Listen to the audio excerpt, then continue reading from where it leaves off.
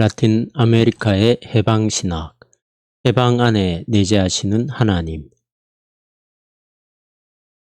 1968년 콜롬비아의 메데인시에 모인 라틴 아메리카의 주교들은 한 신학적 혁명을 주도했다.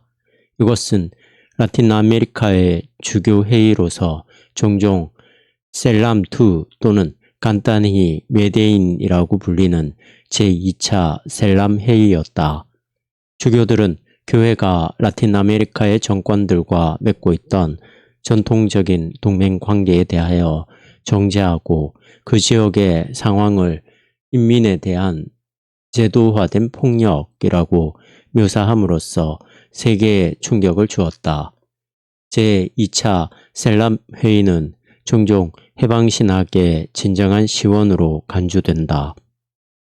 한 북미의 해방신학자에 의하면 그것은 라틴 아메리카의 교회 생활에 혁명을 주도했고 종래의 라틴 아메리카 역사에서 한 혁명을 의미하게 될 것이라고 한다. 그 후 1971년에는 이 새로운 운동의 교과서가 될 운명을 타고난 한 권의 책이 등장했다. 해방신학이라는 이 책은 페루의 신부이며 신학 교수인 구스타보 구티에레즈가 쓴 것이다. 헬람헤이와 구티에레즈의 신학책의 발간으로 신학적 성찰과 비판이 홍수의 봄을 터지듯 쏟아져 차후 1970년대 전반을 통틀어 신학계를 지배했다. 가톨릭 주교들과 신학자들은 라틴 아메리카에서의 폭력혁명을 주창했던가? 예수는 체 게바라 또는 카미요 토레스와 같은 혁명가였던가? 1979년 그 주교들은 라틴 아메리카의 사회적, 정치적 상황에 대하여 토론하고 제2차 셀람 회의에 의하여 태동된 해방신학에 대하여 제과하기 위하여 다시 모였다. 교회의 지도자들은 보통 그 주교들이 모였던 멕시코의 도시 이름을 따라 푸에블라라고도 불리는 제3차 셀람 회의가 일찍이 채택되었던 급진적인 입장에 대하여 균형을 맞춰주는 회의가 되기를 기대했으나 그들의 의도는 실현되지 못했다. 하나님은 가난한 자를 선호적으로 택하신다는 사상에 대하여 신학적 지지를 제공해주고 라틴 아메리카의 군사적 독재를 비판하는 한편 1960년대에 발생한 기독교 기초 공동체를 찬양함으로써 그 뒤에는 둥지를 틀고 일어나는 이 새로운 해방신학 운동을 훨씬 더 크게 자극하고 말았다. 해방신학이란 무엇인가? 근본적으로 해방신학은 라틴 아메리카와 제3세계 나라들에서 발생한 운동으로 가난한 사람들의 경험과 그들의 해방을 위한 투쟁을 중거점으로 삼는 신학운동이다. 그러나 가난한 사람들에 대해 관심을 보이거나 그들을 돕기 위한 어떤 프로그램을 제안하는 신학이라고 해서 그들 모두에게 이 해방신학이라는 이름을 붙일 수 있는 것은 아니다. 오히려 해방신학은 가난한 사람들, 특히 제3세계의 빈곤계층의 사람들로부터 시작하는 신학적 과제의 새로운 급진주의적 접근법으로서 억압을 떨쳐버리고자 하는 그들의 투쟁 속에서 하나님의 임재를 인식한다. 이 신학의 최고 해석자의 말을 빌리면 해방신학은 혁명적 호전성에 그 뿌리를 두고 있다. 한 라틴 아메리카의 복음주의자는 다음과 같이 좀 더 충분한 정의를 제시하고 있다. 해방신학은 진정한 의미에서의 기독교적 바른 실천을 추구하는 이른바 성경적이고 매우 기독론적인 당구이다. 그러한 바른 실천은 교회의 목회 활동에 대한 비판적 성찰과 하나님의 계시의 빛 안에서 그것에 대한 역사적 해석을 병행함으로써 생겨난다. 해방신학은 먼 과거와 최근의 일 둘 다에 근거를 두고 있다.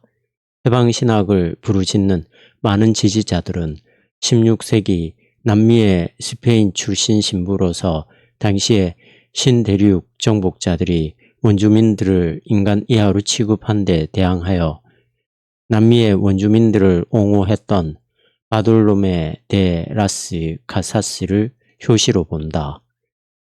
라스 카사스는 스페인의 황제에게 남미의 원주민들도 하나님의 형상으로 창조된 인간들이므로 마땅히 존중히 여기고 공의로 대우해야 함을 역설했다. 그는 구원과 사회 정의를 불가분의 관계로 연관시키면서 스페인 사람들이 인디언들을 너무 잔혹하고 불의하게 취급함으로써 자신들의 구원을 위태롭게 하고 있다는 사실을 지적했다. 해방신학의 좀 더 가까운 뿌리는 20세기 중반에 있었던 세속적, 종교적 사건들 내지는 운동들에 있다. 1960년대에는 몰트만의 희망의 신학과 밀접하게 관련된 소위 정치신학이라고 알려진 한 신학적 발전이 유럽에서 나타났다.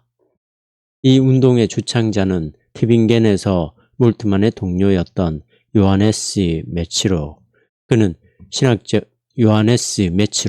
그는 신학적 성찰의 출발점으로서 정치적 실천의 역할에 대한 글들을 씀으로써 해방신학이 가지는 독특한 방법론을 위한 조그마한 토대를 마련했다.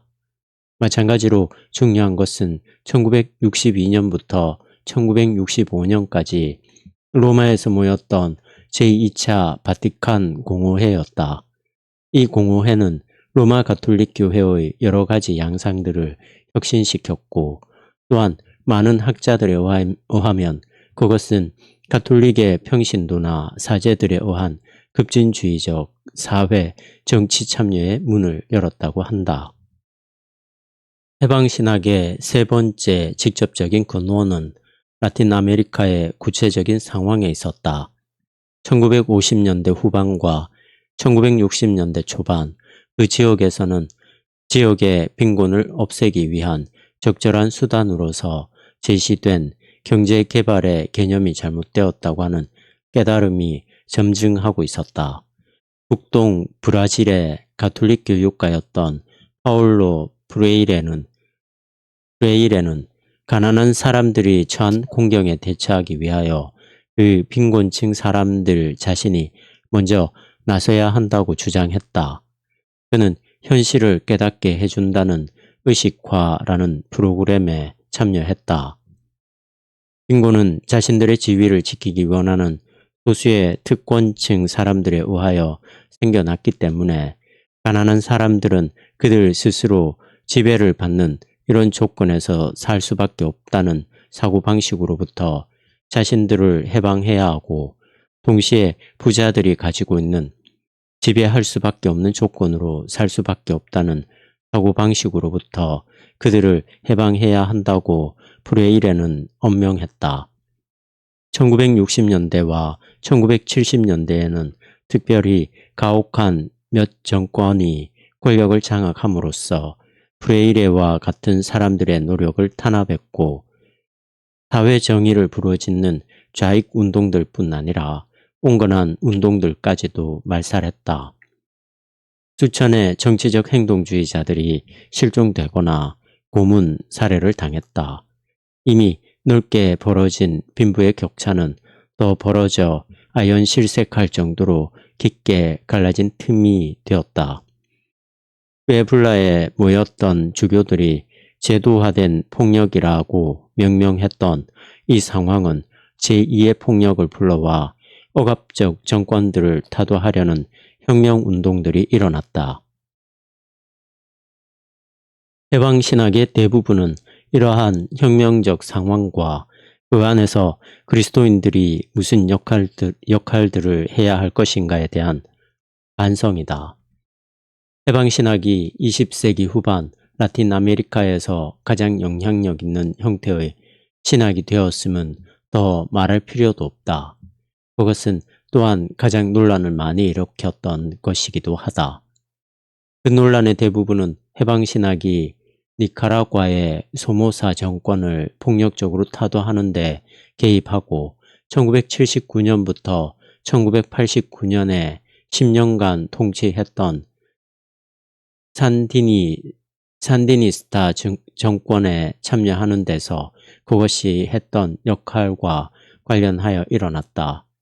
미구엘 데스코토와 에르네스토 카르데나를 포함한 몇몇 해방주의 사제들은 그러한 행동을 금하라는 교황 요한 바오로 2세의 명령에도 불구하고 반마르크스주의적인 산디니스타 정부의 관료로 일했다. 1984년 9월 바티칸은 해방신학에 대하여 비판적인 문서를 발표했다.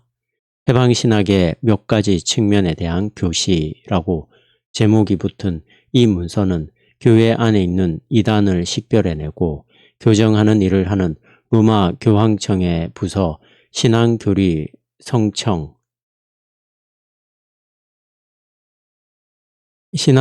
성청의 보수주의적 수장이었던 조셉 라칭어가 작성하고 서명한 것이었다.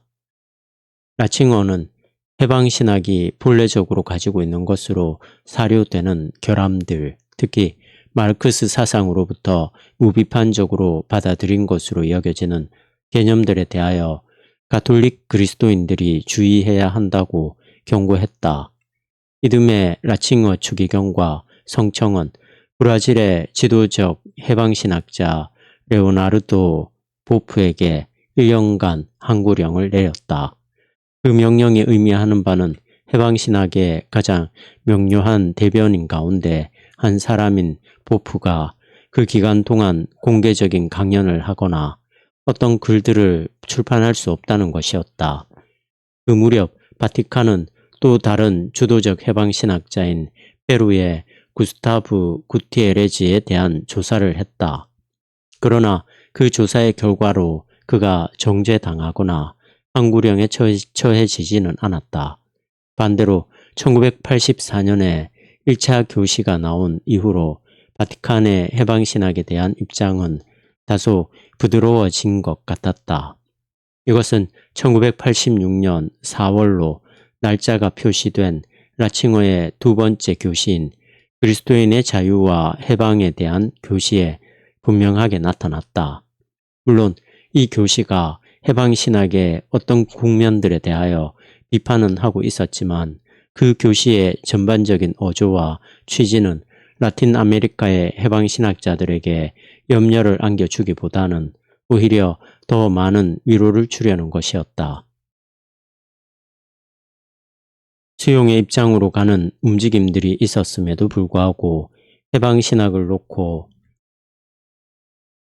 일어나는 싸움은 계속되고 있다. 매년 이 운동을 분석하는 수십 권의 책들과 학술 논문들이 나와 한편 그것을 찬양하거나 비판 내지는 정죄를 하고 있는 것 같다. 해방신학자들, 대부분의 현대신학 운동들과 마찬가지로 해방신학도 다양하다. 해방신학을 부르짖는 목소리들도 많으며 그들은 주창자의 다양한 국적과 신앙적 배경을 반영하고 있다. 그러나 주목할 만한 정신의 일치가 있으며 놀랍게도 운동 내에서의 상호 비판은 발견되지 않고 있다. 일치된 목적의식 때문에 상세한 부분에서의 차이점들이 무마되고 있다. 이 운동의 주도적인 대변자들의 대부분은 라틴 아메리카의 해방신학 운동에는 지도적인 여성들이 없다. 대변자라고 할 때 성차를 극복한 새로운 언어적 표현으로서 focus persons라고 해야 할 것을 spokesman이라고만 써도 된다는 이유로 덧붙이고 있는 것이다. 역주. 이 운동의 주도적인 대변자들의 대부분은 가톨릭이다. 페루의 구스타포 구티에레지, 브라질의 레오나르도 보프와 휴고 아스만, 멕시코의 호세 미란다, 우루과이의 후안 루이스 세군도, 엘살바도르의 스페인 태생인 혼 소브리노 등이다. 라틴 아메리카는 가톨릭이 압도적이므로 개신교 출신의 해방신학자들이 거의 없다는 것은 놀랄 만한 일이 아니다. 이런 면에서 가장 눈에 띄는 인물은 아르헨티나의 감리교인인 호세 미구에지 보니노이다. 라틴 아메리카의 해방신학은 북미로부터 많은 옹호자들과 해설자들을 확보했다.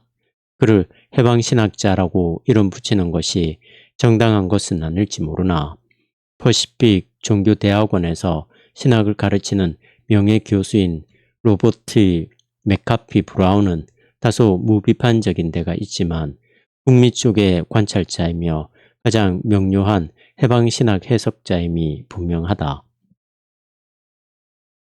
이 운동에는 여러 가지 국면들이 있지만 우리의 토론은 위에서 언급한 이 운동의 대변자들 가운데 두 사람, 곧 로마 가톨릭 신학자 구스타보 구티에레즈와 개신교 쪽의 상대역인 호세 미구에지 보니노의 저술들을 통하여 나타난 라틴 아메리카 해방신학의 중심적 주제들에 거의 집중적으로 초점이 맞춰질 것이다. 그가 행한 초기의 강의들과 이 운동이 그 이름을 그의 중요한 책에서 따왔기 때문에 구스타프 구티에레즈는 그의 뜻과는 달리 종종 해방신학의 아버지로 간주된다.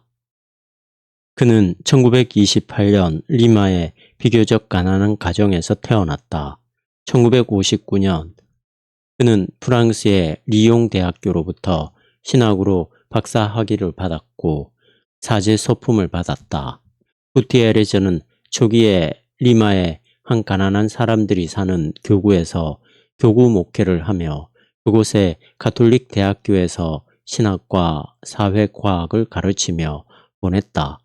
1960년대에는 페루의 전국 가톨릭 학생연합의 담임 신부를 맡았고 이것을 계기로 체 게바라와 카밀로 토레스와 같은 혁명가들과 교분을 가졌다.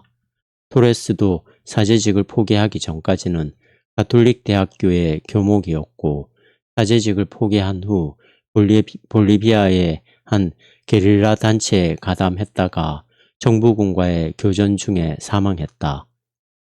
해방신학에서 가장 영향력 있는 책들과 연구 논문들의 대다수는 구티에레즈가 쓴 것이었다. 그 가운데 해방신학과 역사 속에 나타난 가난한 자들의 힘 등이 있다. 그는 전 세계의 대학과 신학교들에서 가르치거나 강연을 해오고 있으며 해방을 주제로 한 대회나 제3세계 신학자들이 모이는 대회에 자주 초청되어 기조 강연을 하는 초청 연사이다. 세계적 명성에도 불구하고 겸손한 사람인 구티에레즈는 리마의 슬럼가인 리마계 해방신학 싱크탱크인 바돌로메 데 라스 카사스 센터의 비좁은 본부 건물 위의 자그마한 아파트에 살고 있다. 호세 미구에지 보니노는 1924년 아르헨티나의 산타페에서 태어났다. 그의 부모는 감리교 신자들이었다.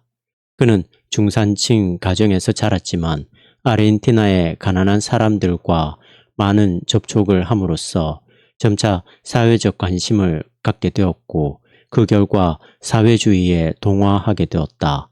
그는 아르헨티나의 한 개신교 신학교에서 신학을 공부하여 1948년에 설교자 자격을 얻게 되었다. 후에 그는 미국 조지아주 애틀랜타에 있는 에모리 대학교와 뉴욕시에 있는 유니온 신학교에서 공부한 후 1960년에 박사 학위를 받았다. 에큐메니컬 운동에 대한 헌신으로 말미암아 그는 로마에서 있었던 제2차 바티칸 공호회의 감리교 특별 입회인 자격으로 참여하게 되었고 세계교회협의회의 회장으로 일을 하기도 했다. 그의 학자로서의 경력은 아르헨티나의 두 개신교 신학 연구기관에서 신학 교수를 지낸 일과 영국, 코스타리카, 프랑스, 그리고 미국 등지의 신학 연구기관에 초청된 방문 교수직 등이다.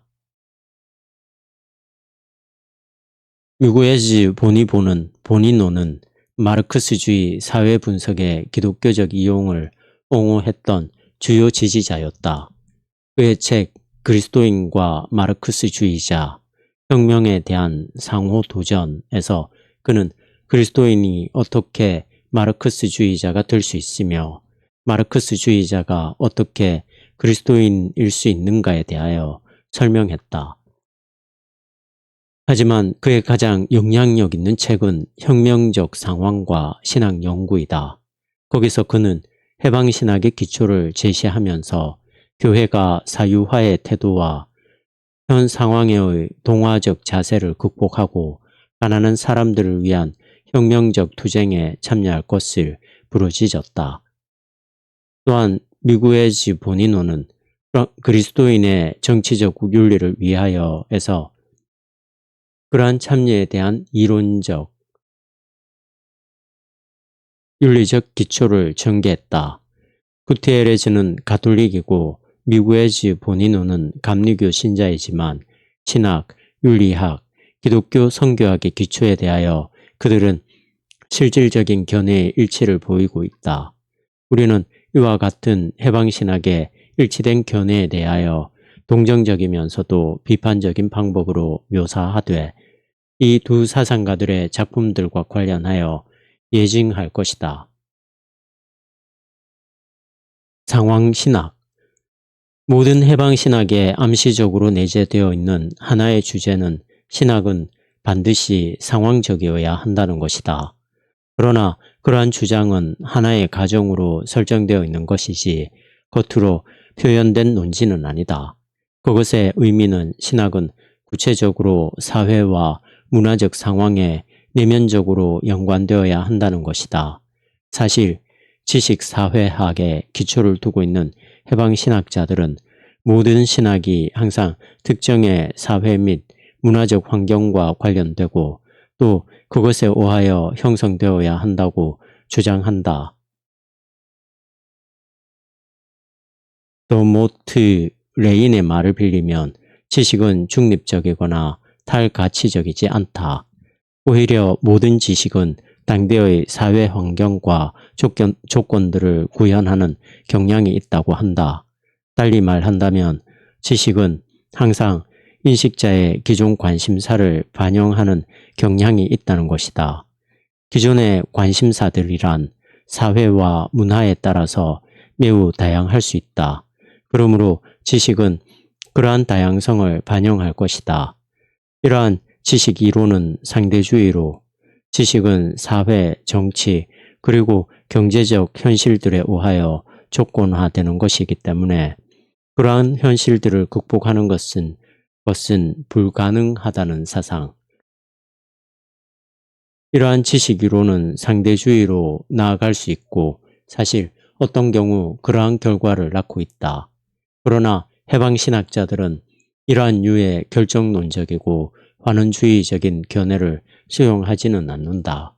그들은 지식사회학의 기본적인 통찰들을 받아들이는 한편 종종 그것과 밀접하게 관련되는 또 다른 사상, 즉 20세기 마르크스 사상과 연관된 견해를 수용한다. 즉 자기 안에만 갇혀있는 계급적, 인종중심적 지식을 뛰어넘기 위하여 사람들은 그들의 능력으로 할 수 있는 바 비판적 의식과 변증법적 사고를 발휘해야 한다. 이것은 각 사람이 자기의 기존 관심사들이 무엇인가를 의식하여 그것을 면밀히 검토하고 비판해야 함을 의미한다. 자신이 속해 있는 문화의 지배적인 사상 형태에 대하여 의문을 품을 줄 알고 비판적, 변증법적이 될 수 있을 때 그 사람의 지식은 이 사회 환경적 조건화라는 것을 뛰어넘을 수 있을 것이다. 만약 지식이 사회 환경의 조건화 과정으로부터 벗어날 수 있다면 이때 모든 지식은 반드시 상황적이 되는 것이다. 지배 계급에 의하여 조건화된 지식과 이것이 정말로 이데올로기이다. 조건화된 지식과 그 계급에 대항하여 일어선 사람들 속에서 일어나는 비판적 지식, 이 두 가지는 서로 다른 지식의 인식자들이 각각 들어와 살며 생각하는 그 독특한 상황과 밀접하게 관계되어 있다. 해방신학자들은 다른 학문에서와 마찬가지로 신학에서도 그 같은 사실이 적용된다고 주장한다. 결과적으로 그들의 눈으로 볼 때 유럽과 북미의 신학들은 라틴 아메리카의 사회적 상황에 단적으로 부적합하다. 구티에레즈의 말을 들어보자. 여기서 말하는 믿음은 이 세상의 가난한 사람들의 몫이다. 여기서 말하는 자기 표현은 추구하는 신학적 반성은 그것을 그 고통에 대한 변명수단으로 이용하고자 하는 의도는 주어도 없으며 지배적인 신학에 통합되는 것도 거부한다. 여기서 말하는 신학은 보수적이든 진보적이든 지배적 신학들과의 차이에 대하여 한층 더 의식하는 것이다. 그러므로 신학은 항상 상황적이지 결코 보편적인 것이 아니다. 그곳이 로마이든 티빙겐이든 또는 뉴욕이든 한 곳에서 발전된 것이 그 외의 다른 곳에 부과될 수는 없다. 그러한 위로부터의 신학은 해방신학자들이 매우 끔찍히 싫어하는 것이다. 그들은 그 독특한 사회 정치적 현실 속에 참여하는 가운데서 우러나는 진정으로 토착적인 라틴 아메리카적 신학을 추구한다. 구티에레즈에 의하면 북미 신학과 라틴 아메리카 신학의 주된 차이는 그들이 각각 다른 질문자들을 가지고 있다는 것이다. 북대서양 신학들은 자유주의, 보수주의를 막론하고 현대 서구의 비신자들이 던지는 질문들에 의하여 형성된 것이며 그들이 묻는 주된 질문은 세속세계 안에서 하나님에 대하여 어떻게 말할 것인가에 대한 문제에 초점이 맞춰지고 있다. 반면 라틴 아메리카 신학의 과제는 비신자들의 질문에 의하여 조건 지어지기보다는 비인간이 던지는 질문, 즉 현재의 사회체제에 의하여 인간 취급을 받지 못하는 사람, 곧 착취받는 계급, 사회의 주변인으로서 무시를 당하는 소수민족 집단, 그리고 멸시의 대상이 되는 문화 등이 던지는 질문에 의하여 조건 지어진다. 구티에레즈는 우리의 질문은 어떻게 비인격, 비인간에게 하나님이 사랑이고 이 사랑 때문에 우리가 모두 형제요 자매가 되었다는 사실을 말해줄 수 있겠는가 하는 것이다 라고 설명했다. 미구에시 보니노도 신학의 상황성에 대하여 주장하는 면에서는 마찬가지로 단호하다. 사실 혁명적 상황과 신학 연구는 라틴 아메리카의 해방신학자들이 마르크스주의를 채택하여 그들의 상황 안에서 그들의 신학에 맞게 개조할 권리가 있음을 옹호한 것이다. 유럽과 북미의 신학의 권위 아래 그들을 붙들어 매두려는 모든 비판들에 대항하여 그는 해방 사상가들에 관하여 다음과 같이 대담한 주장을 했다. 그들은 서구의 학문적 신학이 마치 다른 모든 신학의 규범이 되는 것처럼 서구 신학에 종속되는 것을 거부한다. 그리고 신학적 반성이 그 현장인 전반적 상황으로부터 분리되어 추상화될 수 있는 것처럼 여기는 신학적 토론도 거부할 것이다. 신학의 상황성을 주장하는 논지가 라틴 아메리카의 신학자들과 로마에 있는 그들의 상대역 사이에 주요한 갈등의 소지가 되면 두말할 여지가 없다. 교회와 그 신학의 일치가 로마 가톨릭의 가르침의 한 기둥인 까닭에 교회 지도자들은 해방신학의 그러한 기본적 전제 때문에 교회의 분열로 가진 않을까 걱정하지 않을 수 없었다. 마찬가지로 이 새로운 형태의 신학과 비판적인 대화에 임해 보기를 원했던 유럽과 북미의 개신교 신학자들은 압제자들은 아니더라도 아웃사이더로 간주되기 때문에 거절당하는 느낌을 받았다.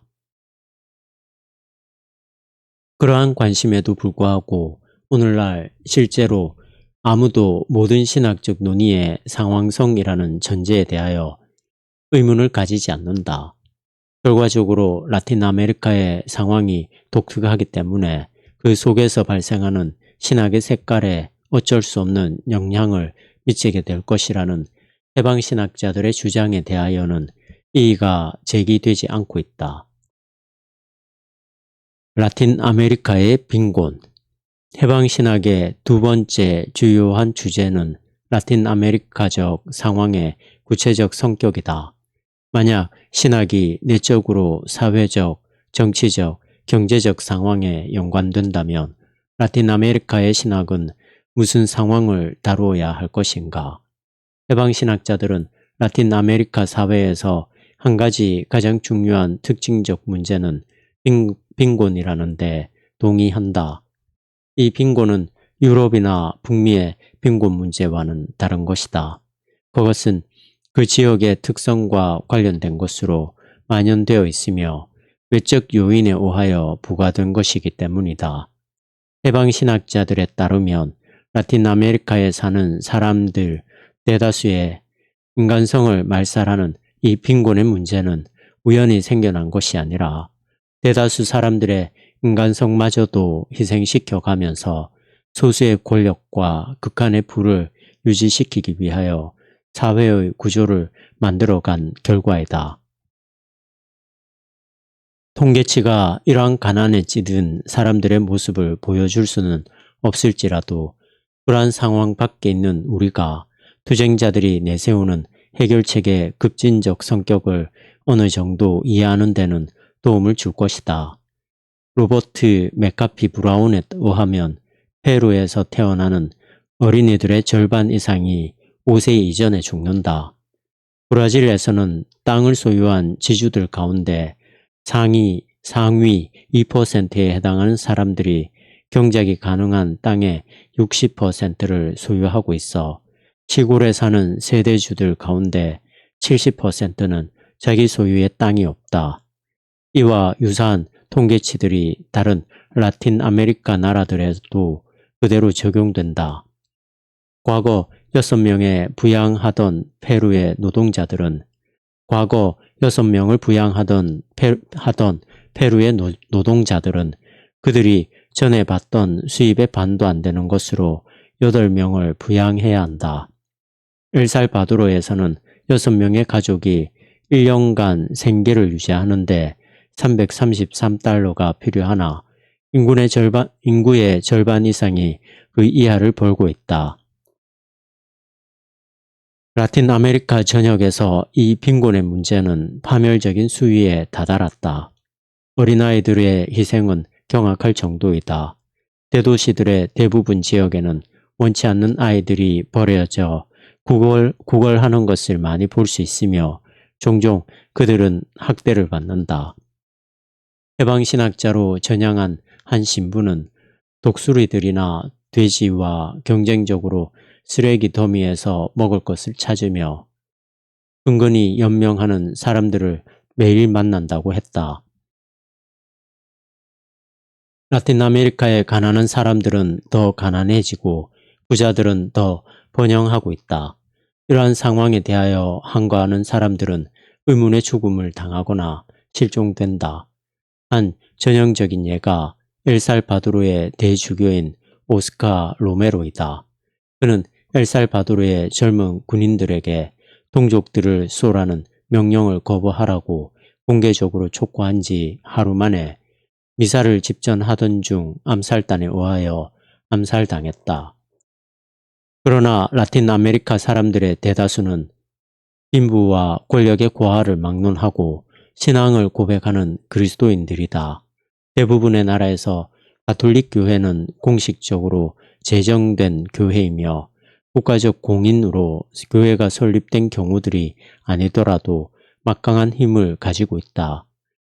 구티에레즈는 교회가 그러한 고유의 영향력을 가지고 전통적으로 체제의 질서를 지지하는 데 기여해왔고 또 계속 그러한 기여를 할 것이라고 주장하면서 교회를 신랄하게 비판한다. 해방신학자들의 주장 가운데 가장 통렬하면서 또 가장 논란이 되는 것들 가운데 하나는 교회가 스스로에 대하여 주장하는 것과는 반대로 교회는 사회 정치적 참여에서 중립적이 아니라 항상 압제자들의 편을 택했고 이제 와서야 그 입장을 바꾸려 하고 있다는 것이다. 물론 그들이 볼 때 앞으로 교회가 가야 할 길은 멀기만 하다. 라틴 아메리카의 빈곤의 이유에 대하여 해방신학자들이 제시한 분석은 간단하지만 열띤 논쟁의 대상이 되고 있다. 첫째, 그들은 라틴 아메리카가 유럽이나 북미 국가들 그리고 다국적 기업들에 의하여 부과된 경제적 의존이라는 외적 상황과 몇몇 사람들에 의한 과두 정치와 군사 정권에 의하여 영속화된 가난한 자들에 대한 제도화된 폭력이라는 내적 상황 때문에 고통당하고 있다고 주장한다. 외국의 지배와 국내의 억압이 서로 합세하고 있다는 것이다.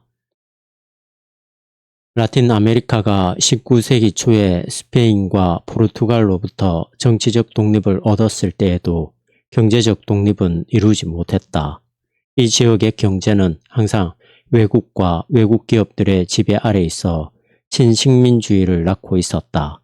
물론 유럽과 북미의 국가들이 여러 가지 개발 계획을 통하여 라틴 아메리카의 국가들을 돕는 척 했지만 그 개발 계획에는 항상 그 뒤에 따라다니는 끈 같은 것이 있어서 지배와 의존의 상황을 심화시킬 뿐이었다고 해방신학자들은 주장한다.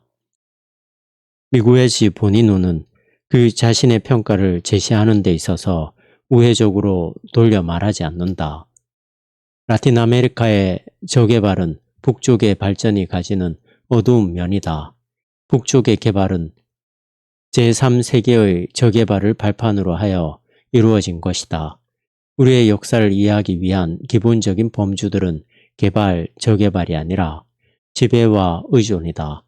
그에 동의하는 구티에레즈는 자본주의 대국들, 특히 가장 막강한 미 합중국과 같은 나라가 휘두르는 지배로부터 해방된다면 라틴 아메리카를 위한 진정한 발전이 가능할 것이다 라고 결론 지었다. 해방신학자들이 볼 때 라틴 아메리카의 자원에 대한 약탈과 노략질의 수준에까지 온 이 외적 지배와 의존의 상황은 메데인 회의에서 명명한 바 제도화된 폭력이랄 수 있는 내적 상황에 의하여 더욱 악화되고 있다. 라틴 아메리카의 국가들은 대개 서로 친인척 관계로 관련된 소수의 권력자들에 의한 이른바 과두 정치의 통치를 받고 있거나 다국적 기업들과 협조하는 대가로 북쪽의 지원을 받는 군사 정권들에 의해 통치되고 있다. 이러한 정권들은 철권 정치를 한다. 국가 안보라는 구실 아래 인권과 시민의 자유 및 기본적인 인간의 존엄성을 무시하는 것이다. 엘살바도르에서만 7,000명 이상이 정부나 정부의 사주를 받은 암살대에 의하여 살해되거나 종적을 감춘 것으로 알려지고 있다. 통계치가 그와 같이 악명 높은 정도는 아닌 곳에서도 제도적 폭력은 대다수에게 소수의 권력자들이 떠밀어 놓은 삶의 상황 한복판에 엄연히 존재하고 있다고 한다. 그러한 상황 속에서 애써 수고하고 있는 구티에레즈는 이 상황들에 대하여 다음과 같이 요약해서 말한다.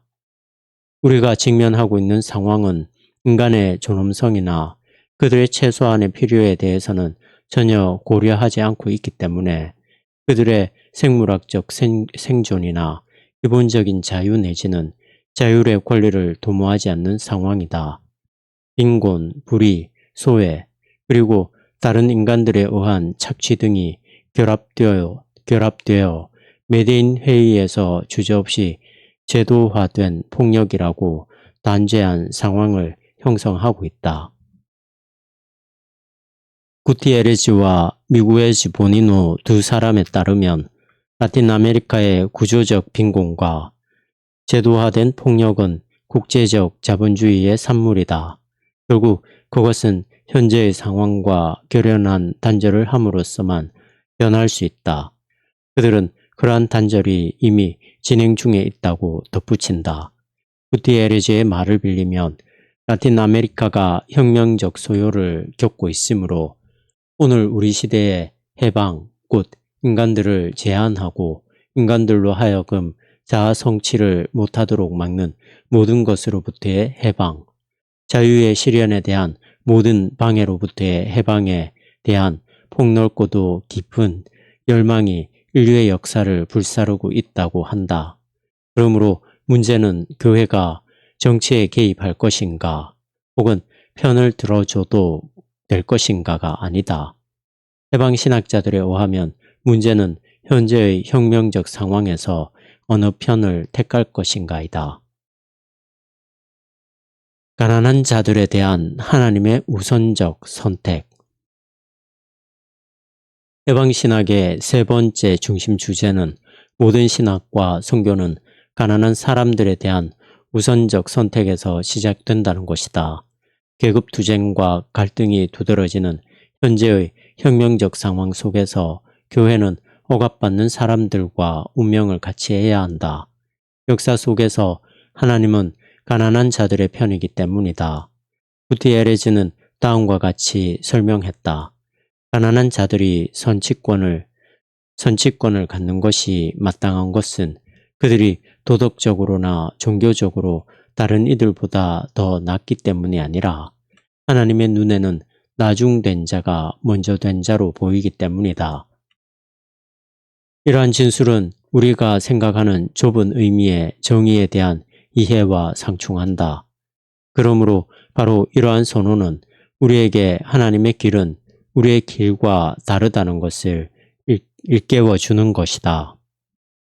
미구에즈 보니노도 그에 못지않게 분명한 입장을 보였다. 가난은 하나의 수치스러운 사실로서 반드시 제거되어야 한다. 하나님이 몸소 그에 대한 투쟁에 관련하고 계시다. 그는 두말할 것도 없이 분명히 가난한 자들의 편에 있다. 그러나 하나님이 가난한 자들의 편에 있다는 주장의 의미는 무엇인가? 하나님은 편견을 가지고 있는가? 특정의 사람들에 대하여 편파적인가?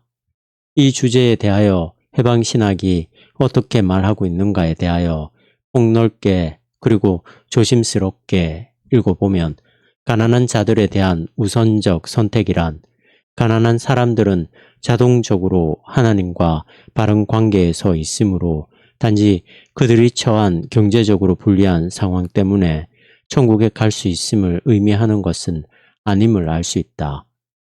사실 대부분의 해방신학자들은 누가 영원히 구원받을 것이고 누가 그렇지 못할까와 같은 방식으로 생각하지 않는다.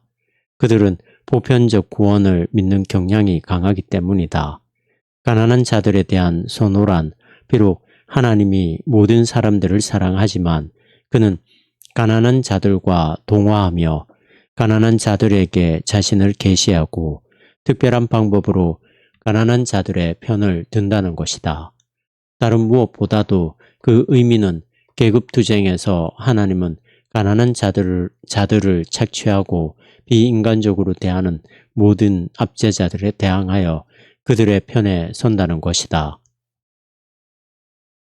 교회 역시 가난한 사람들의 편에 서야 한다는 해방신학자들의 주장은 교황 요한 바오로 2세를 포함한 가톨릭 교회의 지도층으로부터 실질적인 지지를 받았다. 그러나 이 우선적 선택이 구체적으로 표현되는 것에 관해서는 큰 논란이 되고 있다. 그것은 무력혁명을 의미하는 것인가? 아니면 좀 막연한 어떤 것으로서 가난한 자들과 지적으로 동화하거나 그들이 처한 공경에 연대하여 함께 살려는 것을 의미하는 것인가? 해방신학자들은 이러한 문제들에 관해 때때로 서로 의견을 달리할 수도 있을지 모른다. 그러나 가난한 자들의 편에 서는 것은 그리스도인 개인이나 교회가 할 수도 있고 말 수도 있는 선택의 문제가 아니라는 점에서 그들은 일치한다. 로버트 맥카피 브라운에 의하면 그것은 좀 더 정의로운 사회를 건설하고자 하는 의도에서 가난한 자들에게 헌신하는 것을 의미한다. 가난한 사람들의 부르짖음을 들어주고 부자들의 불평보다는 그들에게 우선권을 주는 정도의 더 정의로운 사회로 향하는 운동이 있을 수 있다.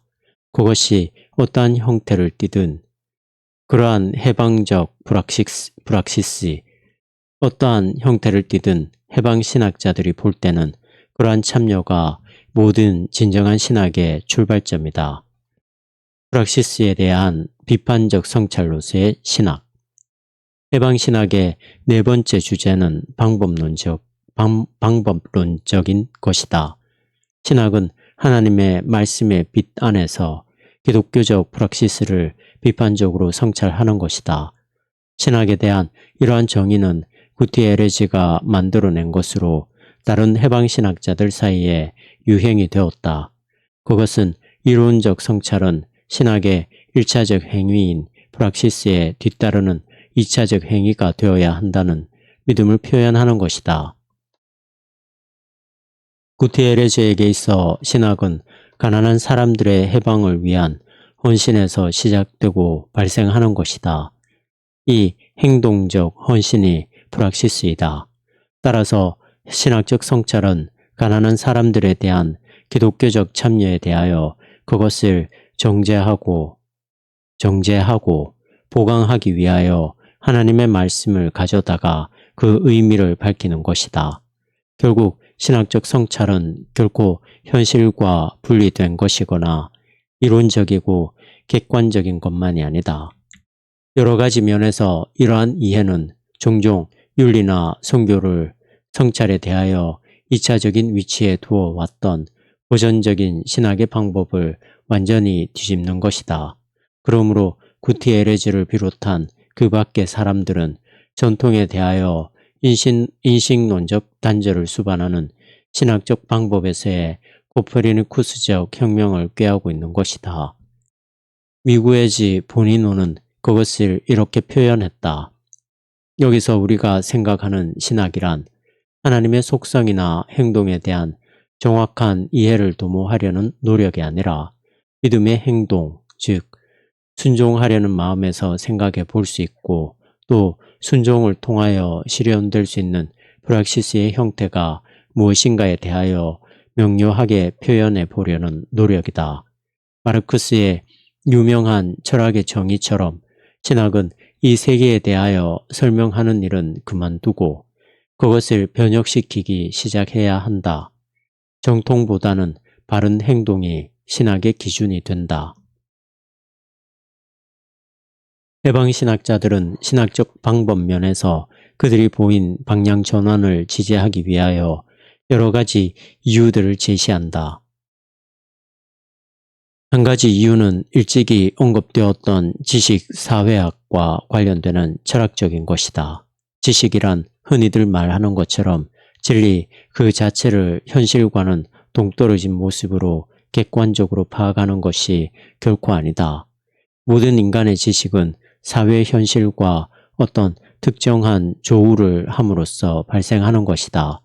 그러므로 우리는 진리를 찾기 위하여 사회 현실 속에 있는 갈등들과 얽매임으로부터 벗어나려고 시도하지 않고 오히려 그 안에 서서 그 현실들에 대하여 과학적이고 비판적으로 반성해 보기를 제안한다. 우리는 행동이 아닌 사고에 의하여 진리를 찾는 것이 아니라 행동에 대한 사고나 반성으로 진리를 찾는 것이다. 그러므로 모든 형태의 지식에 있어서 행동, 프락시스가 첫 번째 할 일이고 성찰은 두 번째 일이다. 신학적 방법에 대한 이 새로운 접근법이 필요한 두 번째 이유는 종교적인 것이다. 해방신학자들은 하나님에 대한 지식은 가난한 사람들에 대한 하나님 자신의 계획에 순종적으로 헌신하는 것에서 그리고 그것을 통하여 오는 것이라고 믿는다. 하나님을 안다 함은 정의를 위하여 일하는 것이다. 하나님에게 이르는 그 밖에 다른 길은 없다. 그러므로 해방하는 프락시스는 하나님을 인식할 수 있는 특권을 제공함으로 성찰보다 앞서는 것이다. 그러나 이것이 신학에는 성찰이 없어도 된다는 뜻은 아니다. 구티 에레지에 따르면 성찰은 하나님의 말씀을 가져다가 프락시스의 의미를 보여주기 때문에 프락시스의 방향을 잡아주고 그것을 인도한다. 그러나 그것은 결코 한 걸음 물러서서 그것을 비판하지는 않는다. 그렇게 되면 몸이 건조한 주지주의로 떨어지는 것이 될 터이기 때문이다. 신적 계시와 성경은 해방신학에서 어떤 역할을 하는가? 해방신학에서 계시는 분명히 성경 그 이상이다. 그것은 역사에 나타난 하나님의 해방적 행동의 전반적인 계획을 포함한다. 해방신학은 하나님 그분 자체에 대한 여하한 사유도 피하는 한편 하나님을 역사와 밀접하게 연관시킨다. 구티 에레지에 따르면 구약 성경에서 하나님이 그의 백성을 굴레와 억압으로부터 해방한 것은 하나님의 하나님으로서 나타나십니다. 하나님의 하나님으로서 나타나십니다. 하나님은 출현하시어 출애굽과 같은 위대한 사건을 통하여 실제로 역사 안으로 들어오신다. 신약에서는 역사와 하나님의 관계에 대한 한 새로운 차원이 나타난다. 예수 그리스도 안에서 하나님은 자기를 역사 속에 계시하고 있을 뿐 아니라 그 스스로 역사가 되신다. 물론 구티 에레지의 말은 하나님과 역사가 한 덩어리로 합쳐진다는 뜻이 아니다. 그는 여기서 계시의 궁극점으로서 성육신에 대하여 말하고 있는 것이다. 해방신학자들이 어떤 구체적이고도 체계적인 성경관을 정립하지는 않았지만 그들에게는 성경이 하나님의 백성의 해방적 경험들을 계시적으로 보여주는 1차적이고 규정적인 기록으로서 기능하고 있는 것은 분명하다. 그러나 우리가 계시를 먼 과거의 사건에만 국한시킬 수는 없다. 가난한 자들을 위한 하나님의 역사적 행동은 계속되고 있다. 이건 역시 교회의 프락시스 안에 그리고 그것을 통하여 나타나는 계시이다. 그러나 그것이 하나님은 오늘날 하나님이 과거에 계시했던 것을 초월하거나 그것에 모순되는 어떤 새로운 것들을 계시하고 있음을 뜻하는 것은 아니다. 구티 에레지는 그러한 결론뿐 아니라 프락시스의 우선성에 대한 여타의 곡해를 피하려고 노력했다. 궁극적인 판단의 표준은 우리가 믿음으로 받아들이고 있는 계시된 진리로부터 말미암는 것이지 프락시스 그 자체로부터 오는 것이 아니다. 그러나 신앙의 수탁이란 현실에는 초연한 목록화된 진리의 모임이 아니다. 반대로 그것은 교회 안에 살아있어 그리스도인들로 하여금 하나님의 뜻에 따라 헌신하도록 촉구할 뿐 아니라 그러한 헌신을 하나님의 말씀의 빛 안에서 판단할 수 있도록 기준을 제공한다.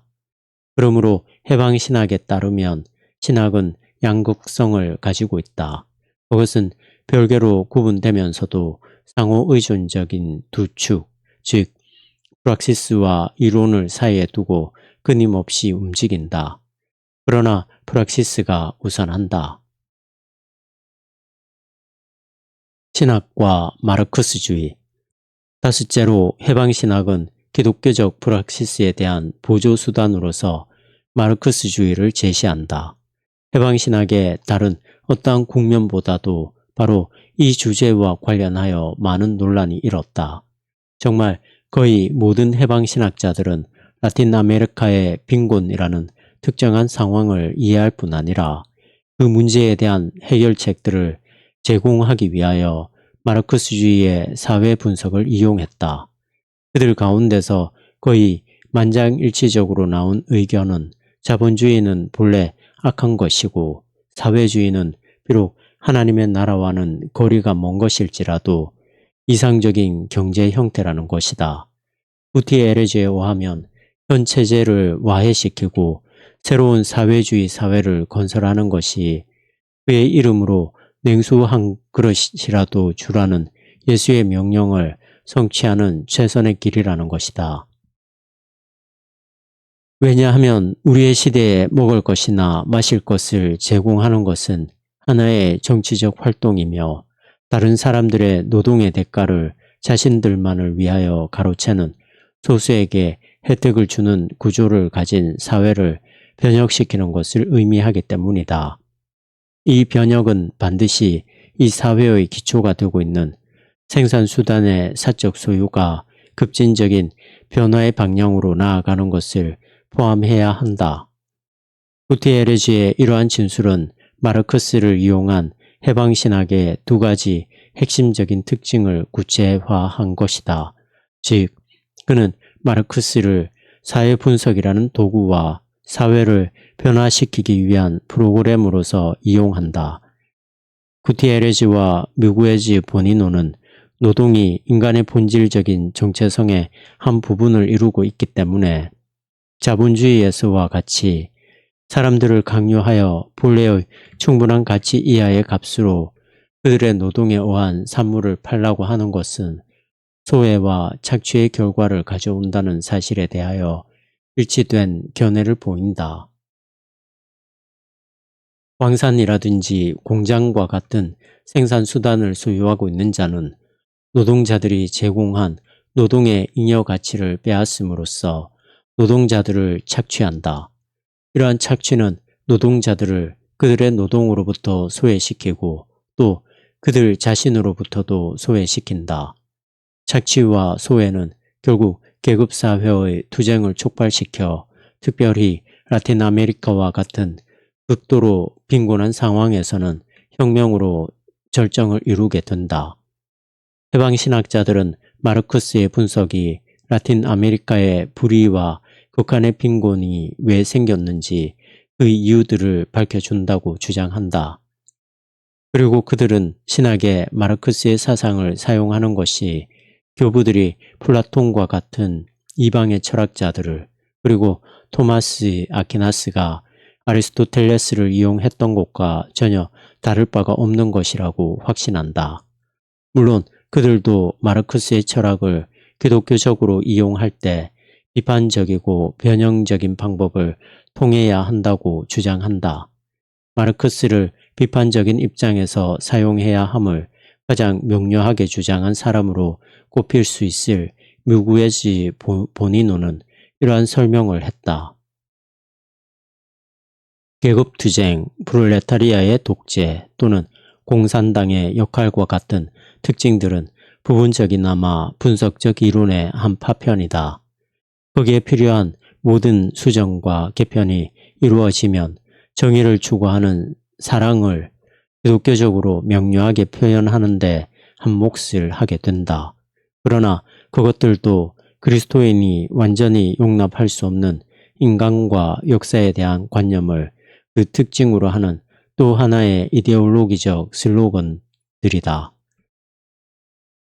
그러므로 기독교가 마르크스주의적 사회주의와 맺는 동맹관계는 연대적 사랑의 근거와 힘에 대한 근본적인 차이 때문에 실천의 영역에서 끊임없는 질문을 일으키게 되므로 항상 불편한 동맹관계이다. 그러나 이제 이러한 비판의 원인이 사회 이론으로서 마르크스주의를 거부하기 때문이 아니라 그 사조의 철학적 기초가 묻는 과격한 질문, 곧 삼위일체로 존재하시는 사랑의 하나님에 대한 거부 때문이라는 것을 강조하는 것이 중요하다. 총체적 해방으로서의 구원.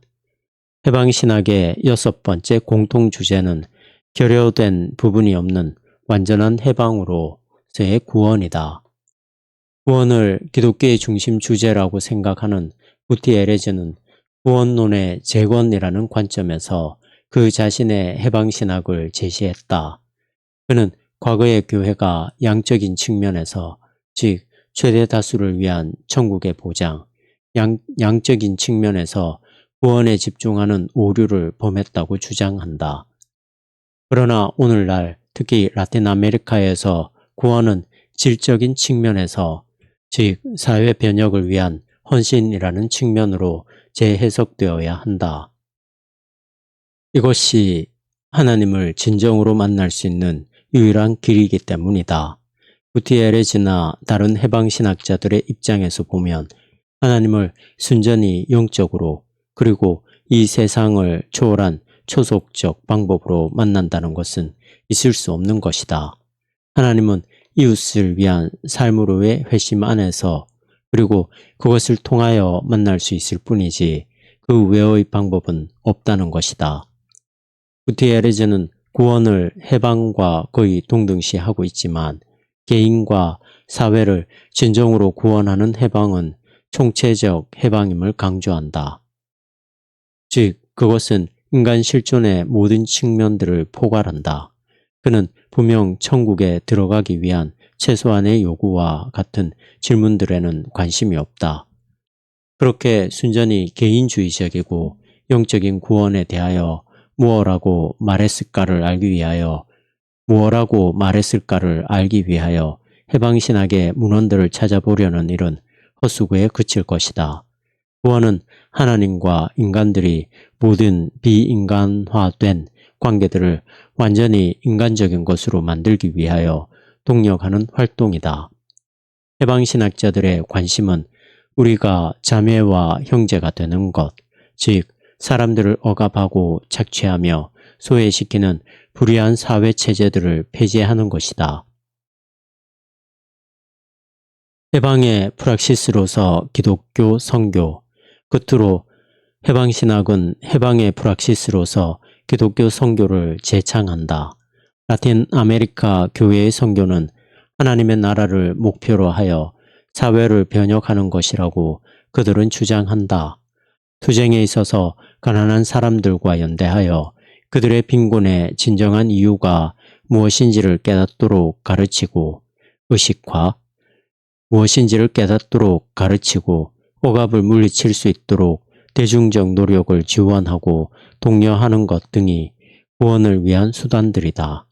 물론 엄밀히 분석해보면 하나님의 나라는 하나님만이 주실 수 있고 또 시간의 종말에 이르러 그분이 주실 선물이다. 그러므로 그때에 이르러서만 총체적 해방이 일어날 수 있다. 그러나 역사 안에서 예수 그리스도의 교회는 하나님 나라의 성장을 촉진시키고 정의로운 사회를 건설함으로써 그것의 궁극적인 완성에 근접하는 구체적 실현을 이루어내라는 명령을 받았다. 구티에레즈는 이러한 목표를 향한 모든 행동들은 해방적이라고 불러도 좋다고 주장했다. 정의로운 사회를 건설하기 위한 어떠한 노력도 해방적인 것이다. 그리고 그것은 근본적인 소외에 대하여 간접적이지만 효과적인 충격을 준다. 비록 그것이 구원의 전부는 아닐지라도 그것은 하나의 구원적 사역이다. 종종 해방신학자들에게 주어지는 질문은 정의로운 사회를 건설하기 위한 어떤 노력에 폭력이 포함될 수 있는가라는 것이다. 기존 질서들의 폭력적 전복도 기독교 선교로서 용인될 수 있는가? 구원 사역이 무장 충돌을 포함할 수 있는가? 이러한 질문은 해방신학을 주장하던 사제들이 참여했던 니카라과의 산디니스타 혁명 중에 특히 초미의 관심사가 되었다.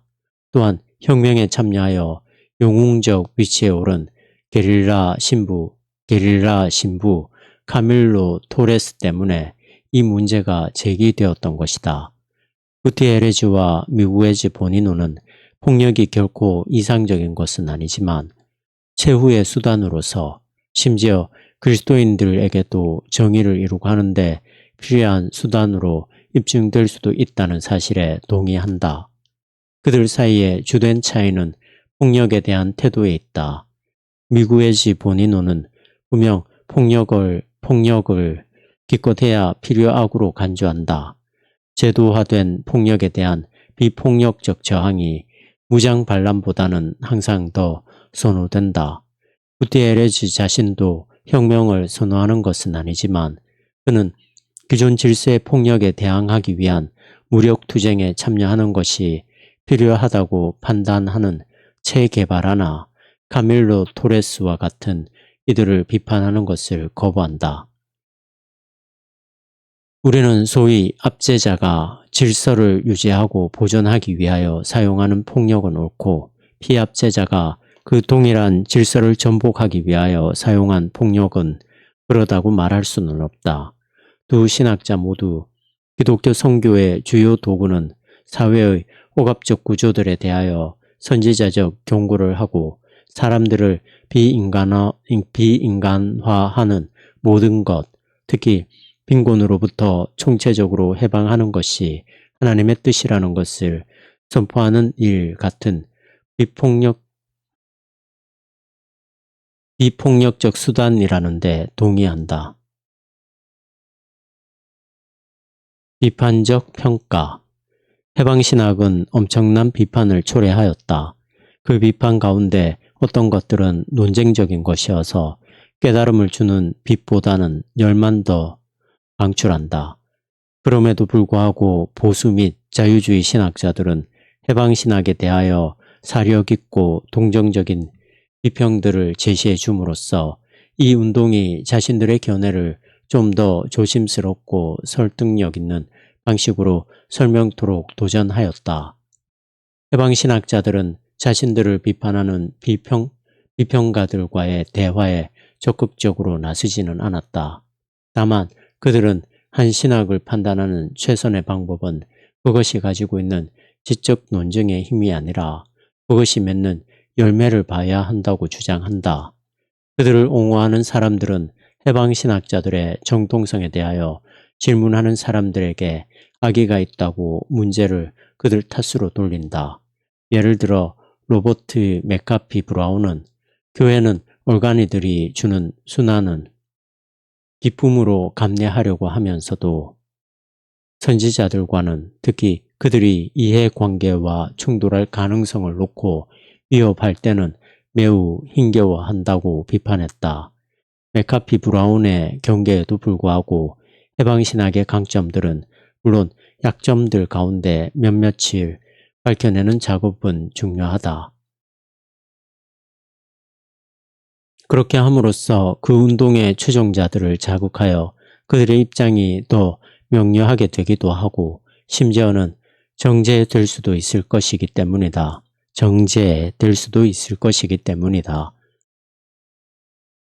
해방신학이 라틴 아메리카에 고통당하는 가난한 사람들이 처한 공경에 대하여 기독교 세계가 관심을 가지도록 했다는 데는 의심의 여지가 없다. 그것은 수백만 사람들의 가슴에 희망과 용기를 불어넣었고 선지자의 모습으로 그들의 공경의 건재에 자리 잡고 있던 무관심과 불의의 문제를 고발했다. 이 운동은 또한 가진 자들과 가지지 못한 자들 사이에 발생하는 사회적, 경제적 갈등의 세계 속에서 새로운 복음의 사회화가 필요함에 대하여 교회의 관심을 유도하기도 했다. 의식을 불러일으키는 데 담당했던 긍정적인 역할에도 불구하고 해방신학은 단순히 그 운동이 이룩해 놓은 좋은 것을 지적하거나 상대 비평가들의 동기를 놓고 논박한다고 해서 쉽게 무마될 수 없는 심각한 문제들을 노출하고 있다. 어떤 관찰자들은 신학이 전적으로 상황적일 수 있는가에 대하여 옳은 의문을 제기했다. 완전히 상황화된 신학은 남아공화국의 인종차별 정책이나 고문과 같은 명백한 불의를 세계적으로 정죄할 수 있는 근거를 없애는 것이 아닐까. 다른 이들은 라틴 아메리카의 빈곤의 원인이 그렇게 전적으로 북위의 정부들과 기업들 때문이라고만 할 수 있는지에 대하여 물었다. 대부분은 아니더라도 어느 정도는 특정 국가들의 내부적 조건 때문일 수는 없을까? 어떤 경우든 되려면 될 수 있는 핑계는 얼마든지 많은 것 같은데 많은 전문가들은 어느 정도의 책임은 라틴 아메리카 국가들의 정부 자체가 행했던 경제 정책들에 있다고 믿는다. 또 다른 비평가들은 하나님이 가난한 자들을 그들이 가난하다는 이유만으로 편애하신다고 말하는 것이 성경적으로 또는 신학적으로 타당한 것인가에 대하여 질문한다. 샘 포르타루는 우리가 하나님의 편애라는 관념을 수용하게 되면 하나님의 모든 백성들을 섬기는 우리의 사역에 대하여 불충실하게 되는 것이라고 경고했다. 많은 비평가들은 해방신학이 마르크스주의를 이용하고 있는 것에 대하여 반대했다. 그들의 경고는 마르크스주의적 범주들이 그에 동반되는 무신론적 역사관 내지는 인간관에 흡입되지 않고서는 사회 분석의 도구로서 기능을 할 수 없다는 것이다. 예를 들어 인간의 소외의 경제적 원인들을 마르크스주의적으로 이해하려면 그와 분리될 수 없는 것이 마르크스의 인간관이다. 즉 마르크스는 인간을 하나님의 피조물이 아니라 이를 통하여 자기 스스로 만들어지는 산물로 본다.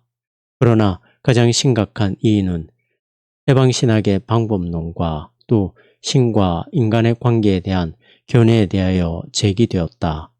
해방신학에 대하여 동정적인 영국의 복음주의자 앤드류 커크는 그것의 방법이 정말로 가능한 것인가 라며 매우 옳은 질문을 했다. 이론과 성찰을 프락시스에 대하여 2차적인 것으로 삼을 수 있는가? 바른 프락시스라도 무엇이 옳으며 무엇이 그러다는 일종의 견해, 이론과 성찰을 전제하지 않는가? 그리고 그리스도인들에게 있어서 이와 같은 사실은 프락시스가 아닌 성경이 궁극적인 기준이 되어야 함을 의미하는 것이 아닌가. 커크는 기독교의 메시지를 또 다른 새로운 방법으로 이데올로기화하는 것을 피하기 위해서는 구티에레즈의 신학적 방법이 뒤바뀌어야 한다고 주장했다. 바른 프락시스 대 그른 프락시스의 대조적 전이해는 신학적 성찰을 하게 만든다고 그는 지적했다.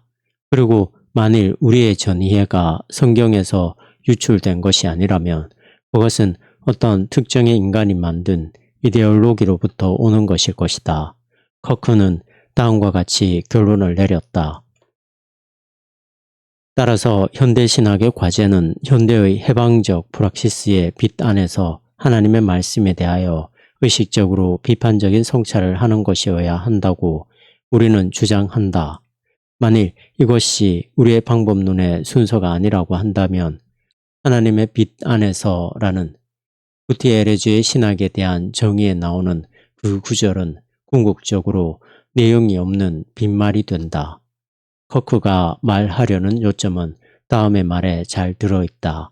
바른 프락시스는 궁극적으로 바른 이론에 의존한다. 해방신학자들은 그들이 말하는 프락시스의 가치와 다른 사람들의 프락시스의 가치에 대하여 전자는 칭찬하고 후자는 정죄하는 판단을 내릴 때 그들 스스로 이것을 인정하는 듯이 보인다. 해방신학이 하나님과 인간의 관계를 보는 관점은 매우 모호하다. 그 신학자들은 하나님의 초월성을 긍정할 뿐 아니라 개인이 회개하고 믿음을 가져야 할 필요가 있다는 사실에 대하여 말로는 항상 인정한다. 그러나 그들의 강조는 우려를 자아낸다. 구티에레즈에 의하면 하나님과의 만남과 하나님을 아는 지식은 이웃을 위한 해방적 행동을 통하여 역사 안에서만 이루어질 수 있다고 한다. 그는 성육신 이후로 인류, 곧 모든 인간, 그리고 역사는 하나님의 살아계신 성전이다. 세속된 것은 더 이상 존재하지 않는다고 썼다. 그런데 불분명한 채로 남는 것은 그러면 구티에레즈에게 있어서 진정으로 성스러운 것이 계속 존재하느냐는 것이다. 그가 부인하고 있고 로버트 맥카피 브라운과 같은 그의 옹호자들이 부인하고 있음에도 불구하고 구티에레즈가 은혜, 천국, 종말론적 하나님의 나라, 그리고 살아계신 예수 그리스도를 통한 하나님과의 인격적인 관계 등이 가지고 있는 초월적 차원들을 거의 완전히 무시하고 있기 때문에 그의 신학은 세속신학의 한 형태가 되는 것 같다. 하나님은 인간의 역사를 떠나서 그리고 그것을 초월하여 그 위에 계신 분으로 존재하는가? 죄는 현실의 죄악된 구조에 참여하는 것보다 더 깊은 곳에 놓여 있는가? 구원은 해방운동에 참여하는 것 이상의 의미가 있는 것인가? 항상 해방신학자들은 이러한 질문들을 포함한 그 외의 질문들에 대하여 적절한 답을 할 수 있어야 한다. 그들이 신학적 환원주의의 문제를 가지고 있다는 비난을 피할 수 있기를 원한다면 그들은 이러한 도전을 맞이하기 위하여 일어나 하나님의 자유와 초월성, 원죄와 회개와 믿음을 통한 예수 그리스도에게로의 인격적인 회심 등과 같은 전통적인 신학적 진리들이 그들의 신학과 그들의 기독교적 인생관에 대한 관점에서 무슨 역할을 하고 있는지에 대하여 설명해야 한다. 그러기 전에는 그들에게 있어 하나님과 구원은 해방의 능력과 가난한 자들을 위한 사회적 활동의 참여를 위한 아무 이상의 기능을 하지 못한다는 의혹이 남게 될 것이다.